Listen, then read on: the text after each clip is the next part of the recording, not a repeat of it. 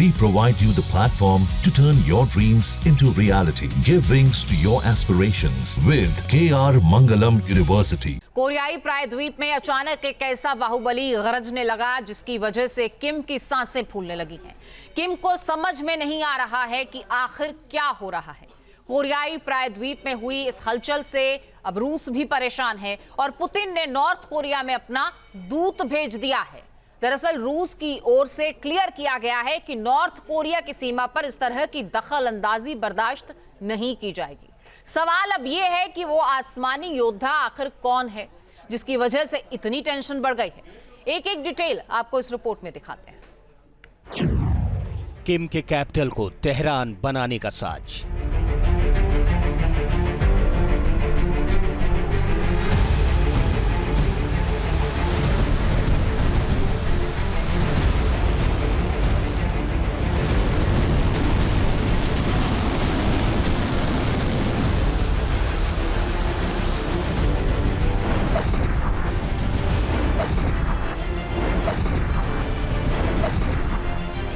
क्या तेहरान जैसा ही प्योंगयांग पर होगा हमला?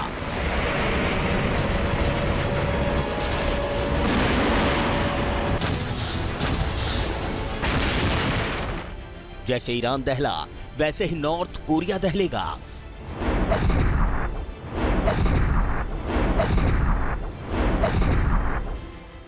जिस तरह से ईरान के न्यूक्लियर साइट पर प्रहार हुआ वैसे ही नॉर्थ कोरिया की न्यूक्लियर साइट पर हमला होगा।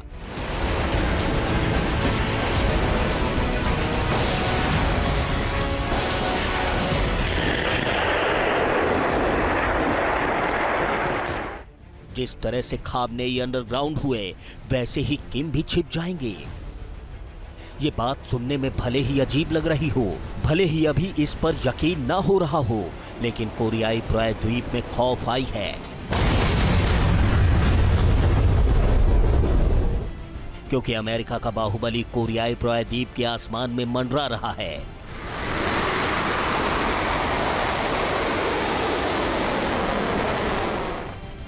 क्योंकि नॉर्थ कोरिया घेराबंदी करने के लिए मैदान में 3 देश उतर आए हैं।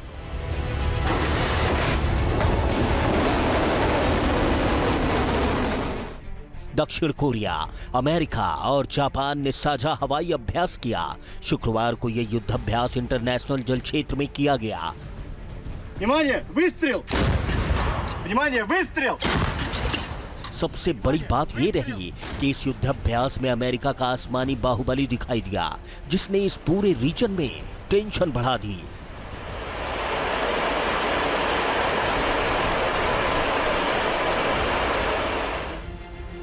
जाहिर है 3 देशों का यह युद्धाभ्यास नॉर्थ कोरिया पर दबाव बनाने की रणनीति है।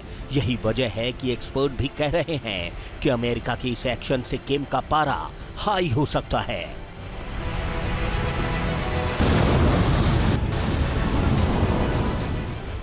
क्योंकि B-52 बॉमर बेहद ही विनाशकारी लड़ाकू विमान है।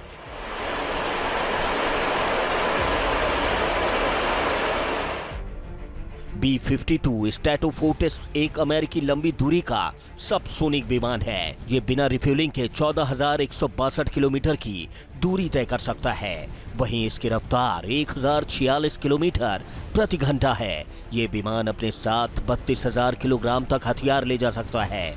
इससे GBU फैमिली के बम दागे जा सकते हैं। साथ ही इस विमान से सुरंग भी तोड़ी जा सकती है। इस विमान में हवा से फायर की जाने वाली मिसाइलें और मिनिएचर एयर लॉन्च डिकॉय शामिल है। 2025 में अमेरिका ने पहली बार अपना B-52 स्ट्रेटेजिक बॉम्बर जो मैरीटाइम सर्विलेंस और बॉम्बिंग के अंदर महारत हासिल है उसको डिप्लॉय किया है along with the combat jets of south Korea and Japan. और जो पर्पज़ है वो दरअसल में चाइना ने और नॉर्थ कोरिया ने मैसिव बिल्डअप किया है अपनी मिसाइल्स का, एयरक्राफ्ट का इंडो पैसिफिक में। तो उनके खिलाफ एक डेटरेंस क्रिएट करने का ये पर्पज़ हमको दिखाई देता है। जाहिर है जब ये विमान कोरियाई प्रायद्वीप के आसमान में मंडराया तो किम की सांसें उखड़ने लगीं।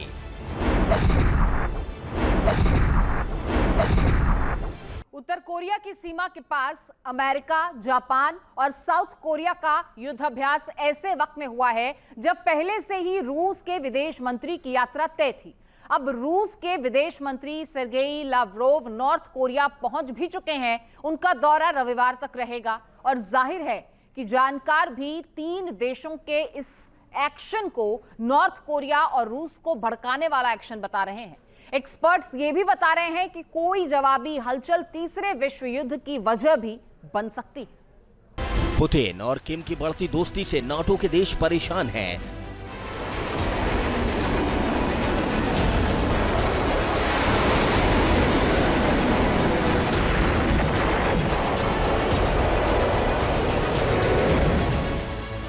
साउथ कोरिया भी टेंशन में है। सबसे बड़ी मुश्किल तो अमेरिका के लिए है, क्योंकि ट्रंप के खिलाफ पुतिन चक्रव्यूह तैयार कर रहे हैं, जिसमें नॉर्थ कोरिया रूस का मजबूती के साथ साथ दे रहा है।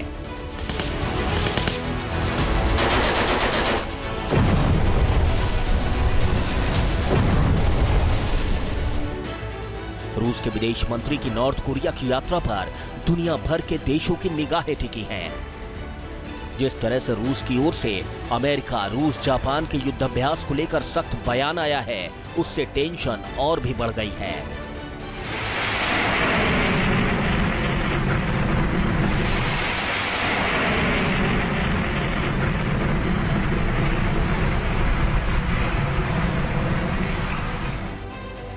रूस का क्लियर कट संदेश है कि नॉर्थ कोरिया के न्यूक्लियर प्रोग्राम को रूस समझता भी है और उसे समर्थन भी देता है।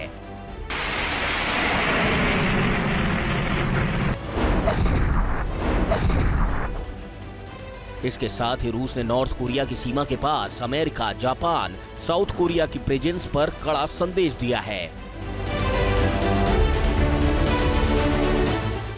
तीन देशों को रूस ने बता दिया है कि वो नॉर्थ कोरिया के साथ खड़ा है, साथ ही कोई भी दखलंदाजी बर्दाश्त नहीं की जाएगी।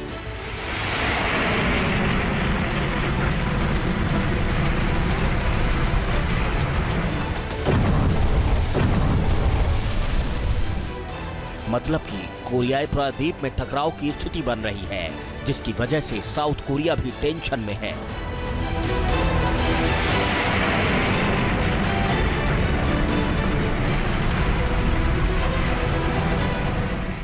नॉर्थ कोरिया को लेकर आईएईए चीफ का कुछ महीने पहले बयान आया था, जो काफी डराने वाला था। आईएईए की माने तो नॉर्थ कोरिया अपने 2 न्यूक्लियर बेस पर यूरेनियम का तेजी से संवर्धन कर रहा है और कहा यह जा रहा है कि नॉर्थ कोरिया जो यूरेनियम संवर्धन कर रहा है, उससे वो न्यूक्लियर हथियार बनाना चाहता है।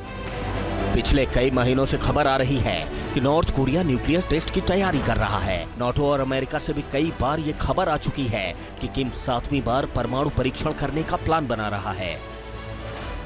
2017 के बाद से किम ने कोई भी न्यूक्लियर टेस्ट नहीं किया था। ऐसा इसलिए हुआ था कि तत्कालीन अमेरिकी राष्ट्रपति डोनाल्ड ट्रंप और किम के बीच न्यूक्लियर टेस्ट को लेकर बातचीत हुई थी। बातचीत में तय हुआ था कि नॉर्थ कोरिया कोई भी न्यूक्लियर टेस्ट नहीं करेगा। लेकिन बदलते हालात में किम ने अपना स्टैंड बदल लिया है और रूस के साथ बढ़ती दोस्ती को आगे बढ़ा रहा है, अमेरिका को चिढ़ा रहा है। ऐसे में खुलेआम न्यूक्लियर प्रोग्राम को तेजी से आगे बढ़ाने की बात कहकर किम ने अमेरिका को फिर से चेतावनी दे दी है। लिहाजा अब साउथ कोरिया और अमेरिका दोनों रणनीति बना रहे हैं।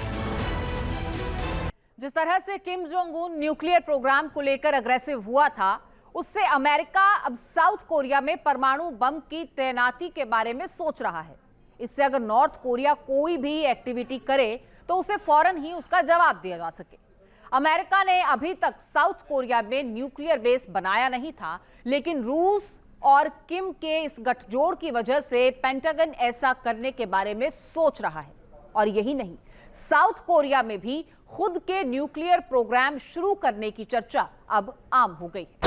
दक्षिण कोरिया करेगा न्यूक्लियर विस्फोट। अमेरिका की ओर से साउथ कोरिया की धरती को न्यूक्लियर बमों का कवच पहनाने की कोशिश तो हो रही है, लेकिन दक्षिण कोरिया भी अपनी तरफ से चुप नहीं है। अब दक्षिण कोरिया में भी फिर से न्यूक्लियर प्रोग्राम को चालू करने को लेकर चर्चा तेज हो गई है। आम लोगों का सरकार पर दबाव है।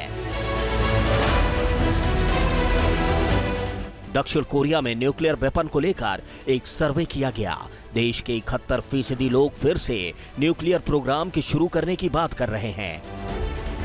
मतलब कि नॉर्थ कोरिया की ओर से बढ़ते तनाव की वजह से अब साउथ कोरिया की जनता का भी प्रेशर वहां की सरकार पर है और लोग देश में न्यूक्लियर वापसी चाहते हैं, क्योंकि नॉर्थ कोरिया ने ही 20 जनवरी 1992 के समझौते को तोड़ दिया है और लगातार न्यूक्लियर प्रोग्राम चला रहा है। दरअसल 1991 में साउथ कोरिया से अमेरिका ने अपने परमाणु हथियार वापस ले लिए, जिसके बाद 20 जनवरी 1992 में नॉर्थ कोरिया साउथ कोरिया में परमाणु निरस्त्रीकरण को लेकर करार हुआ। दोनों देशों ने तय किया कि वो परमाणु बम से दूर रहेंगे। परमाणु परीक्षण नहीं करने पर भी बात हुई। दोनों ही देश न्यूक्लियर बम इकट्ठा नहीं करेंगे। लेकिन किम ने साल 2006 में पहला न्यूक्लियर परीक्षण करके संधि को तोड़ दिया और लगातार न्यूक्लियर टेस्ट करता गया। नॉर्थ कोरिया के पास फिलहाल 50 परमाणु बम है, तो वहीं साउथ कोरिया के पास कोई भी परमाणु बम नहीं है। 2022 से मानो दुनिया में युद्ध काल चल रहा है। जंगी मोर्चों से दुनिया दहल रही है। यही वजह है कि दुनिया के बड़े बड़े देश अपना डिफेंस बजट बढ़ा रहे हैं। नाटो के देश अब जीडीपी का 5% पैसा डिफेंस बजट पर खर्च करेंगे। जर्मनी से लेकर ब्रिटेन और फ्रांस जैसे देश इस मुहिम में जुट गए हैं। सुपर पावर मुल्क अमेरिका भी अपना डिफेंस बजट बढ़ा रहा है। उसका भी फोकस न्यूक्लियर हथियारों पर बढ़ रहा है। पेंटागन ने 2026 के बजट में न्यूक्लियर फोर्सेस के बजट पर $62 बिलियन का प्रस्ताव दिया है, जबकि सेंटिनल ICBM मिसाइल के रिसर्च और डेवलपमेंट के लिए $4.1 बिलियन का बजट प्रस्ताव दिया है। वहीं B-21 रेडर के लिए $10.3 बिलियन का प्रस्ताव दिया है, जबकि कोलंबियन क्लास की बैलिस्टिक सबमरीन के लिए $11.2 बिलियन का प्रस्ताव दिया है। अमेरिका का ये वो हथियार है जिससे एटमी हमला किया जा सकता है। मतलब कि अमेरिका भी एटमी वॉर की तैयारी कर रहा है, क्योंकि उसे भी लगता है कि अगर इस बार महायुद्ध हुआ तो एटमी वॉर भी हो सकता है। लिहाजा अमेरिका पूरी ताकत से तैयारी में जुट गया है। यही वजह है कि वो न्यूक्लियर फोर्सेस से लेकर सेंटिनल ICBM मिसाइल पर भी भारी भरकम खर्च कर रहा है। अमेरिका के सेंटिनल मिसाइल मिनटमैन 3 की जगह लेगी। अमेरिका के पास फिलहाल 400 मिनटमैन 3 मिसाइलें हैं। अमेरिका की ये तैयारी पुतिन के अग्रेसिव अप्रोच की वजह से है। ये रूस की यार्स मिसाइल है, जिसको यार्स के लॉन्चर PGRK पर लादकर रूस में करीब 100 किलोमीटर तक पेट्रोलिंग करवाई गई। रूस की इस मिसाइल का ठिकाना अंडरग्राउंड है, लेकिन जब रूस ने अपनी इस मिसाइल के पेट्रोलिंग का वीडियो साझा किया तो दुनिया दंग रह गई। जाहिर है पुतिन की अपने दुश्मनों पर दबाव बनाने वाली रणनीति है। इस तरह से मिसाइल की पेट्रोलिंग कराकर रूस दुनिया को ये बता रहा है कि आखिर उसके जखीरे में कितने विनाशक हथियार हैं। इसके साथ ही वो दुनिया के किसी भी कोने में तबाही मचाने की क्षमता रखता है। रशिया ने intercontinental ballistic missile hypersonic yards के लॉन्चर्स को कॉम्बैट पेट्रोल रूट्स के ऊपर तैनात किया है। करीब 100 किलोमीटर की टैक्टिकल मार्च की गई है under different field conditions including chemical contamination. इससे पहले रशिया ने यह भी कहा था कि हमारा जो न्यूक्लियर पावर्ड पॉजिट्रॉन टॉर्पेडो है वो सुनामी ला सकता है अमेरिका के दोनों कोस्ट के ऊपर। रूस के जखीरे में आर्सेनिक मिसाइल है। इसकी रेंज में यूक्रेन समेत 16 यूरोपीय देशों के 44 नाटो बेस हैं। इतना ही नहीं, रूस के पास परमाणु ऊर्जा से चलने वाली स्काई फॉल मिसाइल भी है, जो लगभग अनिश्चित समय तक अंतरिक्ष में रह सकती है। वहीं से इसको ऑपरेट किया जा सकता है। जब भी रूस का डिफेंस कमांड इसे हमले का आदेश देगा, ये मिसाइल तुरंत ही निर्धारित लक्ष्य पर परमाणु हमला कर सकती है। सोचिए, रूस की मिसाइल कितनी विनाशकारी है। तभी तो अमेरिका और ब्रिटेन जैसे देश घबरा रहे हैं। खौफ का माहौल है। अब देखिए, रूस के पास S-500 जैसा मिसाइल डिफेंस सिस्टम मौजूद है। जिसके बारे में दावा यह किया जाता है कि वो हाइपरसोनिक मिसाइलों को रास्ते में ही मार गिरा सकता है। लेकिन नाटो के किसी भी देश के पास ऐसा कोई सिस्टम नहीं है जो रूस की हाइपरसोनिक मिसाइलों को रोक सके। अब ऐसे में सवाल भी खड़े होते हैं और लगातार सवाल जो हैं वो हथियारों को लेकर ही हैं कि आखिर पुतिन के 4 हथियार वो कौन से हैं जो तबाही के लिए तैयार हैं। इसमें सबसे पहला नंबर आता है, आपको बता दें, RS-28 सरमट का, और उसके बाद नंबर 2 पर आता है एवनगार्ड मिसाइल, नंबर 3 पर आता है टोपोल M मिसाइल और नंबर 4 पर है यार्स मिसाइल। पुतिन के ये वो हथियार हैं, रूस के ये वो मारक हथियार बताए जाते हैं जो बहुत भारी पड़ सकते हैं यूक्रेन को। और अगर इनकी एक एक कर तफसील की बात की जाए तो परमाणु मिसाइलों में RS-28 सरमट का नंबर सबसे पहले नंबर पे आता है और ये मारक क्षमता की अगर इसकी बात की जाए, इसकी ऑपरेशनल रेंज की बात की जाए तो आपको बता दें कि स्पीड इसकी 25,000 किलोमीटर प्रति घंटे की रफ्तार से ये आगे बढ़ती है और स्पीड के बाद आती है ऑपरेशनल रेंज जो 18,000 किलोमीटर की इसकी बताई जाती है। इसके बाद ऑपरेशनल रेंज के बाद वॉरहेड की बात की जाए तो 10 परमाणु बम ये अपने साथ कैरी कर सकता है। अब बात करते हैं एवनगार्ड मिसाइल की जो नंबर 2 पर आता है। रूस की परमाणु मिसाइलों में नंबर 2 पर इसकी अहमियत क्यों है, जब आप इसकी तफसील जानेंगे तो आपको समझ में आएगा। स्पीड इसकी 33,076 किलोमीटर प्रति घंटे की है और इसके बाद अगर ऑपरेशनल रेंज की बात की जाए तो 6,000 किलोमीटर की इसकी ऑपरेशनल रेंज है और इसके बाद इसके ऑपरेशनल रेंज के बाद वॉरहेड की अगर बात की जाए तो 6 परमाणु बम ये अपने साथ कैरी कर सकता है। तो ये था नंबर 2 का एवनगार्ड मिसाइल। अब आगे बढ़ते हैं, बात करेंगे टोपोल M मिसाइल की जो नंबर 3 पर आता है। पुतिन के मारू जो हथियार हैं जो रूस के पास हैं उसमें अगर टोपोल M मिसाइल की स्पीड की बात की जाए तो 24,696 किलोमीटर प्रति घंटे की रफ्तार से ये उड़ान भरती है और स्पीड के बाद अगर ऑपरेशनल रेंज की बात की जाए तो 10,000 किलोमीटर की दूरी पर भी ये अपने दुश्मन को मार गिरा सकती है और वॉरहेड की बात की जाए तो 1 परमाणु बम से लैस हो सकती है, 1 बम को अपने साथ कैरी कर सकती है। इसके बाद आता है चौथे नंबर का यार्स मिसाइल। अब इसकी क्या क्या खासियत है ये भी आपको बता देते हैं। इसकी स्पीड की अगर बात की जाए तो 33,300 किलोमीटर प्रति घंटे की रफ्तार से ये आगे बढ़ती है। इसके बाद आता है इसका ऑपरेशनल रेंज। अब ऑपरेशनल रेंज है इसका 12,000 किलोमीटर, यानी इतनी दूरी तक ये अपने दुश्मन को मार गिरा सकती है और अगर वॉरहेड की बात की जाए तो 6 परमाणु बम ये अपने साथ कैरी कर सकती है। तो ये वो हथियार हैं जिसकी बिना पर रूस लगातार ताकतवर बना हुआ है। पिछले 41 महीने में जिस तरह से रूस मिसाइलों की बारिश कर रहा है उससे नाटो के यूरोपीय देश डरे हुए हैं, लिहाजा वो न्यूक्लियर शील्ड चाहते हैं।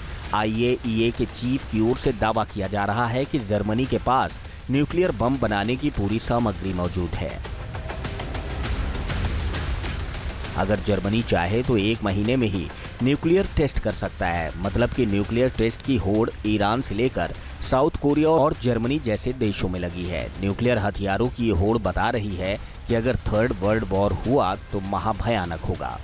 खतरा न्यूक्लियर वॉर का भी है। जहाँ भक्ति है हर शब्द में, कथाओं में छुपे हैं दिव्य रहस्य और ज्योतिष देता है जीवन को दिशा। धर्म से जुड़ी हर बातों को जानने के लिए हमारे चैनल स्तुति को सब्सक्राइब करें। चैनल पर जाने के लिए इस लिंक पर क्लिक करें।